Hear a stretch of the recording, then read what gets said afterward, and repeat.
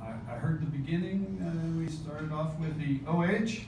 Hi-ho! Wow, that's one of the first times I've really gotten to do that. I was hoping, like, if I said that and then nothing happened, what am I going to do? That's a great welcome, and it's a great welcome, sort of astrophysically speaking.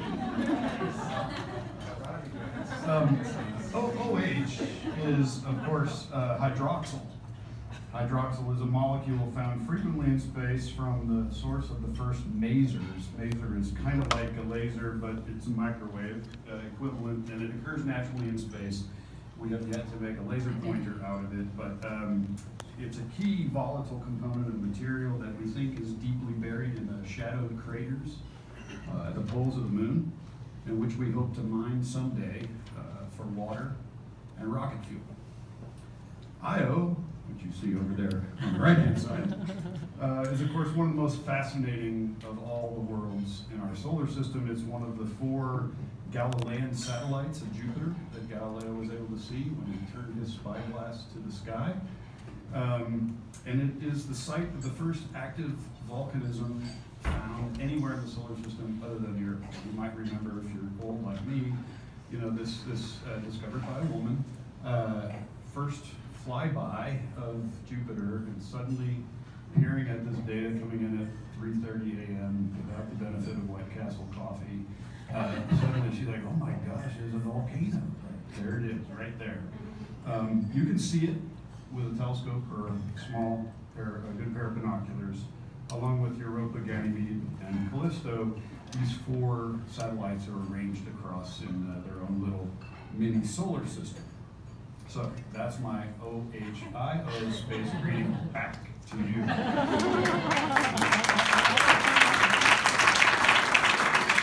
So everybody knows, right? Ohio, without the contributions of the state of Ohio, the entire history of space exploration would be extremely different than it is today. You know, from Neil Armstrong to John Glenn, the recently delivered Orion service module that is being tested at Plumbrook Center, not far from Sandusky. Space has been a huge part of who we are in Ohio, the state of Ohio, the Ohio State University, and you can see this over my shoulder on the back of our state quarter. Imagine what else we could have chosen to put there. Agriculture is our #1 industry in Ohio. Fresh water in the contents of the Great Lakes is one of our most important natural resources. 7 U.S. presidents were born in Ohio. We sent more soldiers to the Union Army than any other state to help Lincoln preserve the Union and also make it worth preserving. Maybe you might like to see Woody Hayes or Urban Meyer there, I don't know, Archie Griffin, none of them made the cut. And so what's actually there that you see, it's the Wright brothers flyer and an Apollo moonwalking astronaut. It reminds the world and all of us who we are as a state and the contributions that we have made to a better America and a better world through aviation and spaceflight. So in a very real sense, space is who we are. The back of this quarter, this snapshot that we sort of carry around, it answers the very deep philosophical question raised by Pete Townsend and Roger Daltrey 50 years ago, namely, who are you? So as for what I am, I guess you could say, and you heard from Matt, I'm a former NASA scientist, right? I'm a university professor, I'm a husband, I'm a father, I'm a son, I'm a brother. I'm not from Ohio, but I got here as fast as I could to be a part of who we are. Now, one other thing that I have been, and maybe have done reasonably well, is to be a person with a lifelong passion and curiosity about space. Many of you probably share that. I am a 1965 model human, and I grew up during what many people call the glory days of space exploration, which you also see over my shoulder, the 363-foot tall Saturn V rocket, and Buzz Aldrin being very careful to keep his center of gravity over his feet, leaning forward with the backpack on his back, honoring the American flag on the surface of the moon. We used to go to the moon.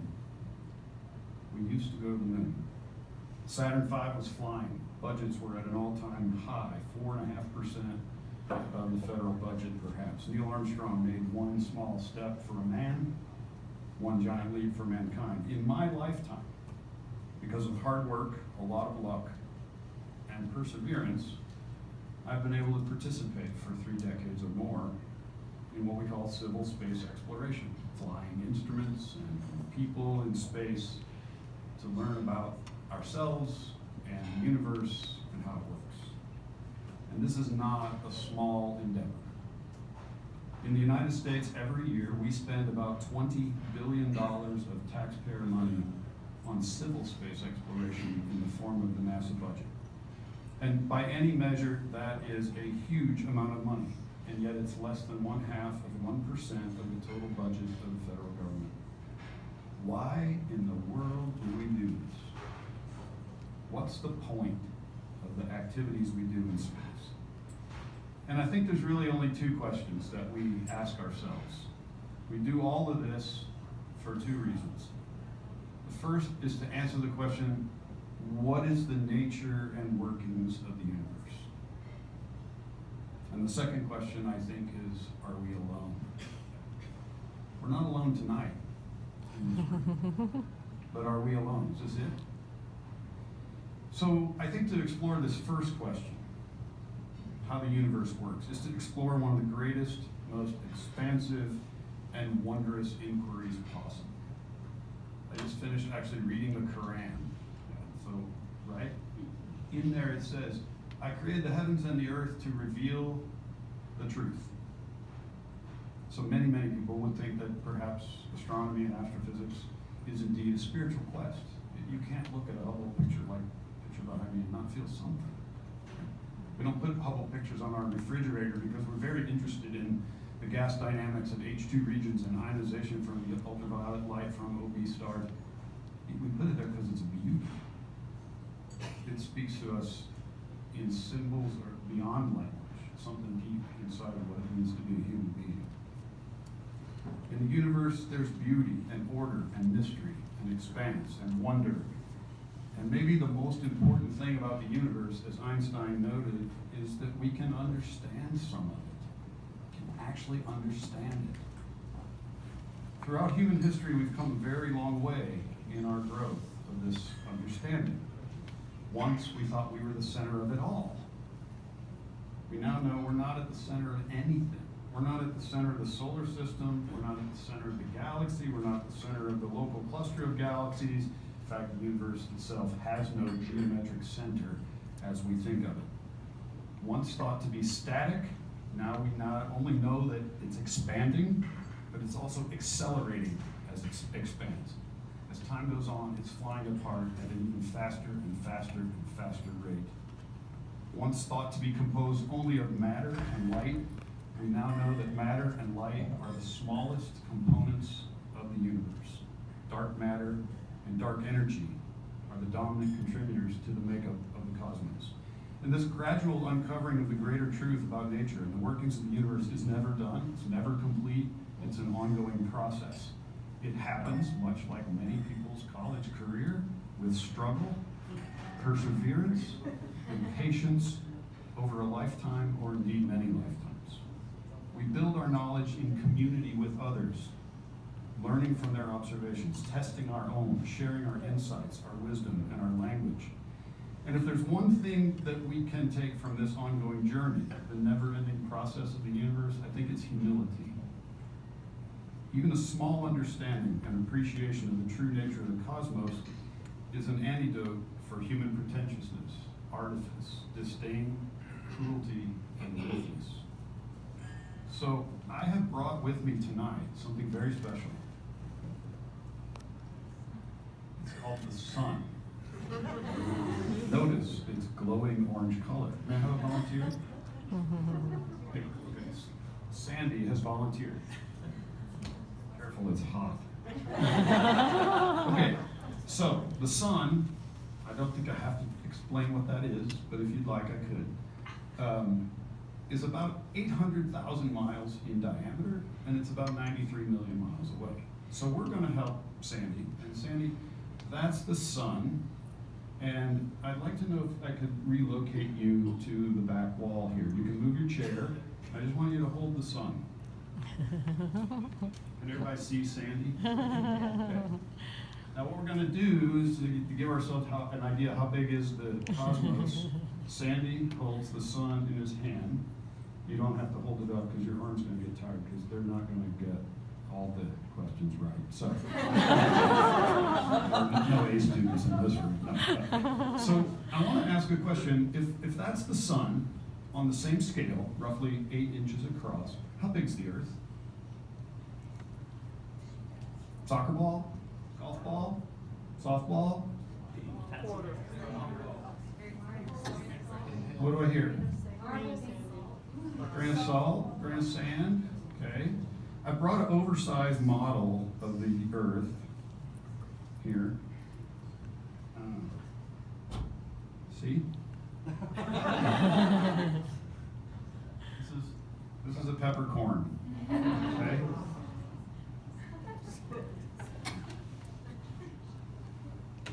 Sun, Earth. Okay. Sandy's going to hold the ball.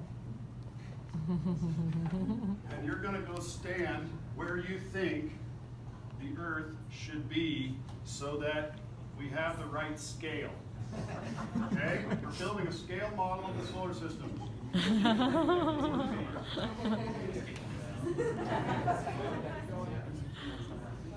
About there, how many think she's too far? Okay, how many think she's too close? Okay, by how much? A lot. What do you think it needs to be? She needs to go to, like, Adams Morgan and go to Front Royal? Wait, how far? Columbus. The Earth. So sun to Earth, 93 million miles on this scale. Patty, you were going to say something, or I thought you were going to say something, or I just put you on the spot. What was that? Adams Morgan? So I can give you the answer exactly. It's about 77 feet away. So in other words, the room's not big enough. Okay? The room's not big enough. And it takes like 8 minutes to go from there, well, to where she should be. Okay? 77 feet away. Where's the next soccer ball? The next closest star? In this scale model, where is the next closest star? Where's that? Outside? Yes, I would agree. It's not in this building. So, this is the difference between accuracy and precision. You are very accurate. Yeah. Annapolis. California. Anybody want to give me a quantitative number, roughly? Anybody back there doing the calculation? Let's see, 1 inch, 100,000 miles, 4.2 light years, Proxima Centauri. It's about 3,900 miles away, which is essentially Paris. So between the soccer ball that Sandy is holding, and actually at this moment in Paris, Nicolas Sarkozy is standing under the Eiffel Tower with a football. That's the closest star. So when you see Captain Kirk flying around the galaxy, think about this. Think about how big the place is. It's absolutely enormous. And we're all riding, actually the peppercorn's a little too big. We're all riding there. Every person you've ever heard about, every battle ever fought, every two people that ever fell in love, every child that's ever born, it all happened right in your hands. Please don't drop that. But you can keep it. All right, let's thank our volunteers.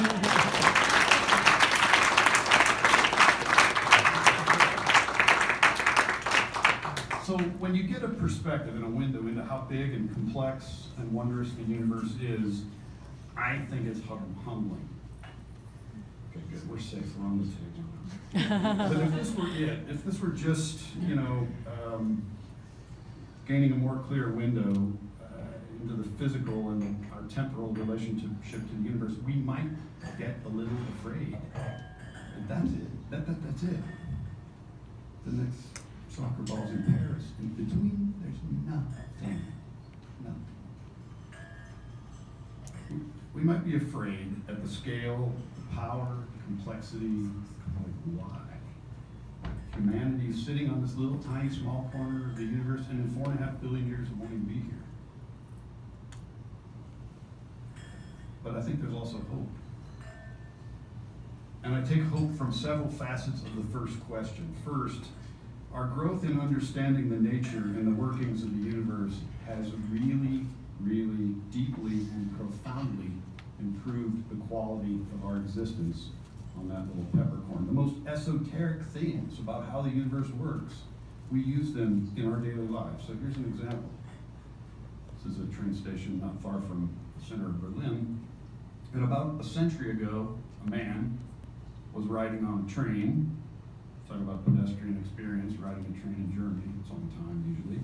Maybe you've had the experience of riding a train. He was sitting backwards relative to the direction of travel, sitting at the window. And as the train pulls out of the station, of course it didn't look like this one, he made a really simple observation. The second hand on the clock ticking as he pulled away. This experience, that simple experience and the insight gained led Albert Einstein to postulate the theory of relativity. Great and profound learning from the most gentle and humble of human experiences. His tools for exploring this realm of the universe were threefold. His brain, something with which to write, and something with which to write upon. That's all he had. No Cray computer, no spaceships, no rockets, that's it. And one of the most interesting things to come from this work is the understanding that a clock will tick at a different rate depending on its velocity and where it sits in a gravity well. The clock isn't broken, time actually elapses differently depending on where the clock is located. And whether you know it or not, you use that fact every day in your lives, and without it, you'd have some serious difficulties. GPS helps drive cars, locate packages and land airplanes, fetches you an Uber, tags locations of purchases, makes sure that someone can't take money out of your ATM using two different ATMs at the same time, and gives the most critical piece of infrastructure service perhaps that we use in the 21st century. We can use GPS because we have very, very high precision clocks located in a constellation of satellites orbiting the Earth. These clocks are located at a different place in the Earth's gravity field than we are, and they're moving about 5 miles a second in their orbit. And therefore, one of the most important corrections that you need to make in analysis of any GPS signal to calculate your location is called the relativistic correction. We also adjust for the fact that in addition to the relativistic correction, we have another important correction from the Earth's ionosphere, which has to do with how many electrons and particles are flying around in the universe, because that distorts the signal. So these real fundamental things, the end of the spectrum, like a daily drive to work and a most amazing feature of how the universe is put together, they are bent back onto themselves in a coherent whole. Fear is bent into hope, using the fruit of human minds and the work of human hands, inspired by the whisper of intuition experienced by a humble German man riding a train. So the second question is, are we alone? Okay. Now, there's only two answers, right? Yes or no. That's pretty profound. One of them must be true. There's no, well, on Tuesdays we are, and on Thursdays, no. Yes or no? And this question has obviously stoked human fear for quite some time. Just look at all the movies and books tied to the invasion of hostile species, alien species. All human power is insufficient to conquer them. You've seen A War of the Worlds, Alien, 1,000 other titles. And most interestingly, most of the fear side of this question comes from the answer no.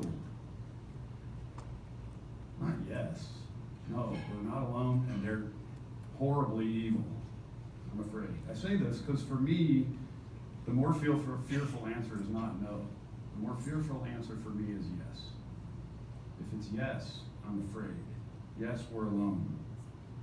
Because that would come from combining the knowledge we gained from the first question and the realization that the entire locus of life anywhere in the universe has already been captured in a single photograph, the Earthrise of Apollo 8, which I'll show you later.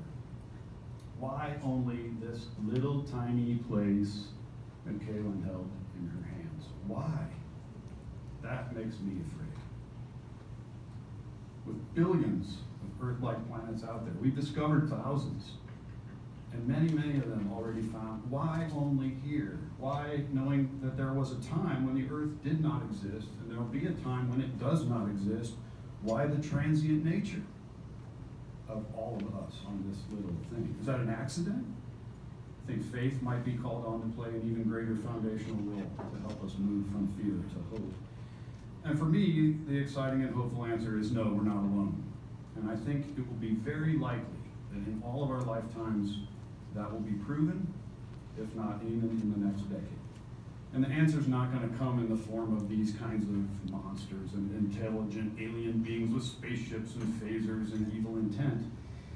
It'll come in the smallest pieces of life in its more abundant forms, bacteria, algae, fungi, or whatever forms these simple lives take on other worlds. And no matter how humble, whether extant or extinct, if you find evidence of life somewhere else other than Earth, it must exist nearly everywhere. Our first target is Mars, but maybe the oceans of Europa, which is one of the moons of Jupiter that you see here, which has more water than all of the water on Earth, on this one moon of Jupiter, or deep inside Enceladus, which is a moon that circles Saturn. It spews icy water jets laden with organic compounds into space. We know because we've flown a robotic spacecraft through the plume. It's powered by the tidal forces of the planet. The universe isn't just stranger and more wondrous than we imagine. It's actually more strange and wondrous than we can imagine. So I'm often asked about this picture that I gave you a little bit of foreshadowing about. The Earth rising above the moon's limb from Apollo 8 in 1968, Christmas time, end of the year. And people say, wasn't this the golden age of space exploration? And I get angry. They usually follow with a lament about the NASA budget. We haven't gone back to the moon in 50 years. Programs keep getting canceled, blah, blah, blah, blah. Wasn't it better back then? You know, nostalgia rules. I think it's a great picture. And it might be, in my opinion, the most important photograph of all time. Because by seeing the Earth from space this way, and for the first time, it forced all of us, at least anyone who's paying a modest amount of attention, to walk with a greater sense of humility. And this humility with respect to the Earth and its fragility has led to the additional important dimension of stewardship of our planet. This one picture, in my opinion, helped awaken the environmental movement. This one picture was followed by the creation of the Environmental Protection Agency, the Clean Air Act, Clean Water Act, and a host of other well-intentioned policies to protect the environment. This one picture reframed for all of humanity the tenuous nature of our communal spaceflight on this little tiny peppercorn that we call Spaceship Earth. We have learned, or maybe we're beginning to learn, to treat the Earth with great gentleness for ourselves and our posterity. We're trying to gather all the data we can, for which Earth orbiting satellites are perhaps our best tools, to listen and understand what these data are telling us, and then to try to react appropriately and proportionally. So yeah, the time was great. It was a great time. And it helped unfold many positive aspects in the arc of our human existence. But as my wife often reminds me, nostalgia is death. Instead, I think I would argue that today is the golden age of space exploration, and the time is now. As of today, we visited all the planets in the solar system with robotic spacecraft, whether you count Pluto or not, many of them more than once. We've gone from an episodic cadence of flight where astronauts would touch space, right? Oh, there's a launch. John Glenn's gonna spend his morning orbiting the Earth. He'll be back for lunch, right? They touch space at Mach 25, and that to astronauts who live on space now for a year. Back in November, on November 2nd of last year, we passed the 18-year mark of continuous human and yes, American presence in space. People. If you're 17 years old or younger, you've never lived in a time where there wasn't an American in orbit. That's true now. Unfortunately, we don't have the right kind of spacesuits to do spacewalks, but that's a whole nother matter. They're up there. We drive robotic cars on Mars. We not only launch rockets, we land them. And we have recently sent a spacecraft closer to the sun than ever before. So within my lifetime, we've not only discovered gamma ray bursts, but we have proven that these nearly daily bursts of energy are cosmological, not nearby, way deep in the universe, putting out more energy in 10 seconds than the sun emits in its entire 10 billion year lifetime. And now we see them in gravitational radiation as well. Now is the golden age of space. We are right now at its apex. We live in the moment, the past, it's gone, and the future is to be, and not just in space, but in all walks of life, not just space. This moment, for the students here, this is where you are called to be a leader, whether you're in space or policy or whatever, to make a difference, to make the future incarnate. And there are many more moments to come which will be made by Ohio State students, faculty, and staff who are engaging now in building future progress of humankind into space. So I'll give you 4. On May 21st of last year, we launched our first homegrown satellite into space named Cubert, pronounced Cubert, it says, pronounced Cubert. I'm Ron Burgundy, I just read what I read. This tiny satellite, which you see here in the upper left-hand corner of the picture, is about the size of a shoebox, and it was deployed out of the International Space Station following a launch nearby from Wallops Island, Virginia. So what we're trying to learn with this spacecraft, what is it? Well, one of the most important observations on Earth that we can make has to deal with collection of microwave radiation coming up from the surface. Now, how many of you knew that that even happened? It's really important. It tells us about climate, soil moisture, winds, temperature, and other environmental conditions on the surface, and also cell phone towers. So we're polluting the natural signal of the Earth, automobiles, other man-made sources. So the College of Engineering's Electrical and Computer Engineering Department, and the Electro Science Laboratory, and other partners put this satellite together and launched it to try to understand how do we separate the natural signal coming from the Earth, which tells us, for example, how much moisture is in the soil. If you're a farmer, you care about that. Or is that a cell tower spitting out the same kind of radiation? And maybe most importantly, you can see over my shoulder, land grant made us a beer. That's, you know you've made it when you get your own beer. So congratulations to those. So this is one way. Second, I want to talk about the Buckeye Space Launch Initiative, right? These are obviously students. This is a student-led and a student-run club called BSLI. It's nearly 200 Buckeyes from across the entire campus, ranging from pharmacy to Chinese and everything in between. And their goal is to design, build, and fly rockets competitively as a part of the annual Spaceport America Cup held each year in the New Mexico desert. In the past 2 years, and with the help of alumni donors such as Rex and Helen Ritchie, Huntington Bank, and other sponsors, these students spend countless hours working through aerodynamics, propulsion, composites, payload design, and other important aspects of rocket flight. For 2 years in a row, the team has brought home a national championship for Ohio State.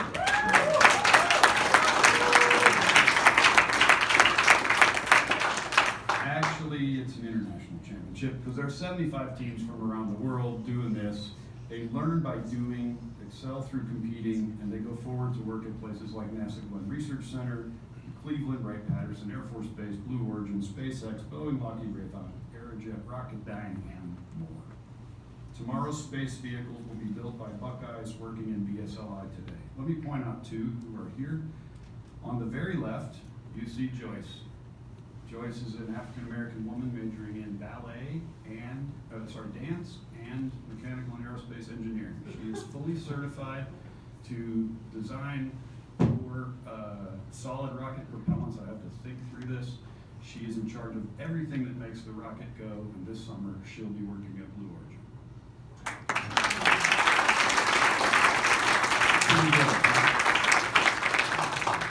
Anu Temple is the woman holding the right-hand side of the flag. Anu is obviously another woman of color, in this case Indian. She's in charge of the structures. So if it breaks, we look at her and say, Anu, why did it break? So these are very serious technical and leadership team responsibilities that our women and women of color and minorities and everyone play a role in making happen. So this is the team that traveled to New Mexico. You can see not everybody gets to go, but the test launch here on the right and the actual flight on the left, that's our 10,000-foot rocket, and in the middle is our international championship trophy from last year. They'll fly again in June, and they're on LinkedIn, so you can follow them. And they posted a video of their test launch just last weekend. So third, as we saw in our model of the solar system, the place is huge. And if we want to use conventional rocket propulsion, it's going to be about 2 to 3 years to take a round-trip human mission to any place interesting. About 900 days to go to Mars and back. We can launch there every other year. Once you go, you can't turn around. It's not like, oh man, I forgot my luggage. Not gonna happen. Okay? You're committed to the trip, the whole trip, and nothing but the trip. And this isn't really optimal when you think about all the things that could go wrong. You know, Randy Moses could run out of music on the flight and be like, what am I gonna listen to now? I gotta go get some more stuff. You're locked in a can with your crewmates.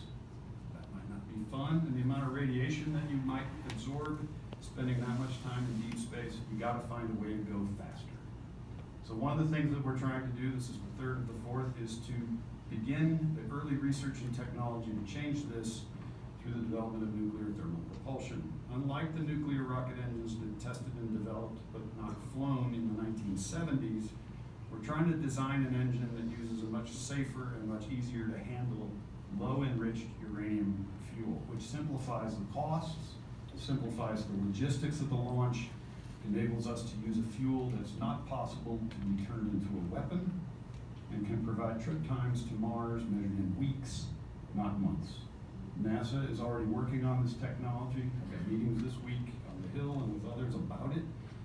We expect significant additional funding in the next iteration of the NASA budget, and we live at a university where nuclear, mechanical, and aerospace engineering are all in the same department. This is one of our futures. Fourth, we are not going to get out of this room talking about space and Ohio State and not mention Senator Glenn. He is, of course, no longer with us, but his vision, his integrity, and his spirit at Ohio State lives on in the John Glenn College of Public Affairs, where I'm equally proud to have a faculty appointment. Within the Glenn College, the Battelle Center for Science, Engineering, and Public Policy is embarking on a project entitled the John Glenn Humanitarian Observatory. We might even have ourselves an Ohio State instrument in space someday, looking down perhaps from the International Space Station.